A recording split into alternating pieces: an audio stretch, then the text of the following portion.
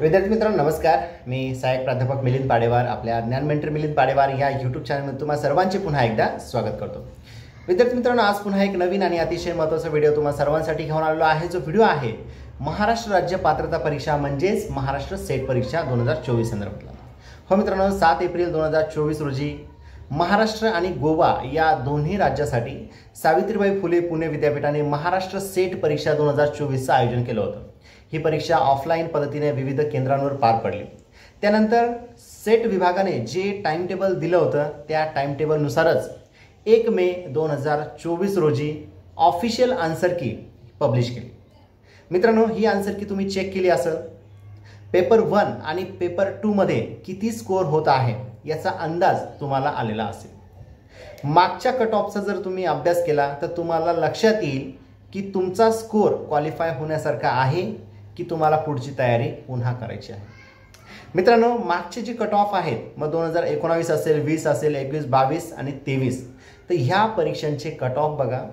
या कट ऑफच्या आसपास जर तुम्हाला तुमचा स्कोअर दिसत असेल आणि काही प्रश्नांमध्ये काही उत्तरांमध्ये जर तुम्हाला संशय असेल की आपलं दिलेलं उत्तर बरोबर आहे, आपल्याकडे त्याचा स्ट्रॉंग पुरावा आहे, एव्हिडन्स आहे, पण महाराष्ट्र सेटने त्या प्रश्नाचं उत्तर चुकीचं दिलेलं आहे, तर मित्रांनो तुम्हाला सांगू इच्छितो की थोड्या मार्काने जर तुमचा निकाल राहत असेल आणि आत्ताचा स्कोअर तुमचा मागच्या कट ऑफला लागू होणारा किंवा त्याच्या जवळपास असणारा असेल तर त्या उत्तराला तुम्ही चॅलेंज केलं पाहिजे. मित्रांनो एका प्रश्नाला एका उत्तराला चॅलेंज करण्याची फी आहे 1000 रुपये.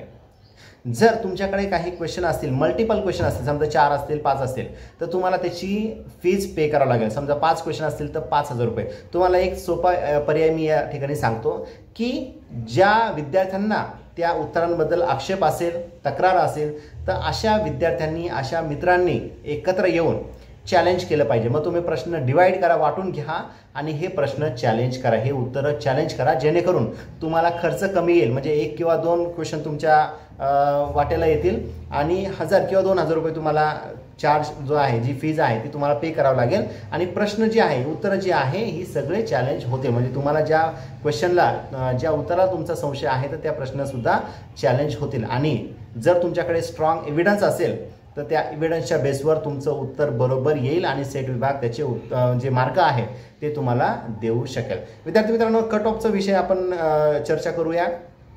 खूप साऱ्या विद्यार्थ्यांचे प्रश्न आहेत की ह्या वर्षीचा कट ऑफ काय लागेल. मित्रांनो 2019 ते 2024चे जे कट ऑफ आहेत त्याच्या आसपासच कट ऑफ लागण्याची शक्यता आहे.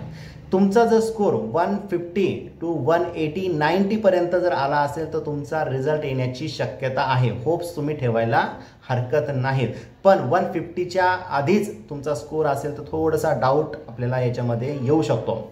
काही विषय असे आहेत की त्यांचा स्कोअर जो आहे, त्यांचा कट ऑफ जो आहे तो खूप हाय लागण्याची शक्यता असते. जसं की डिफेन्स अँड स्ट्रॅटेजिक स्टडी आहे, त्याच्यानंतर मॅनेजमेंट आहे, संस्कृती लँग्वेज आहे. तर अशा जो विषय आहे, सब्जेक्ट जे आहे तर त्यांचा स्कोअर थोडा जास्त जाऊ शकतो. अदरवाईज बाकीचे जे सब्जेक्ट आहे तर त्यांचा 150 to 190च्या दरम्यान किंवा त्याच्याशी थोडंसं पुढं इथपर्यंत हा निकाल लागण्याची शक्यता आहे. त्या दरम्यान जर तुमचा स्कोअर असेल तर तुमचा रिझल्ट येऊ शकतो.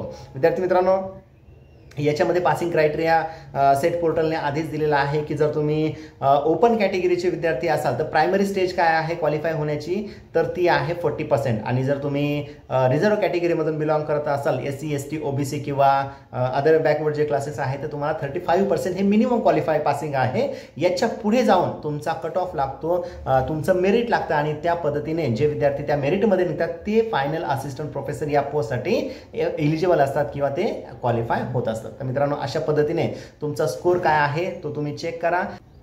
तर मित्रांनो तुम्हाला काही उत्तरांना संशय असेल किंवा त्याला चॅलेंज करायचा असेल तर 9 मे 2024 संध्याकाळी 6 वाजेपर्यंत तुम्ही अप्लाय करू शकणारा हा स्ट्रॉंग एव्हिडन्स जो आहे तो तुम्हाला त्या ठिकाणी अपलोड करायचा आहे आणि फीजसुद्धा तुम्हाला ती पे करायची आहे. जर तुमचं उत्तर बरोबर असेल तर तुमच्या उत्तराची जे फीज आहे ती फीजसुद्धा तुम्हाला रिफंड होईल आणि तुमचं उत्तरसुद्धा बदलून येऊ शकतं. छोट्या मार्काने जर आपला रिझल्ट राहत असेल तर तुम्ही चॅलेंज केलं पाहिजे. तर मित्रांनो व्हिडिओ आवडल्यास नक्की लाईक, शेअर आणि चॅनल सबस्क्राईब करायला विसरू नका.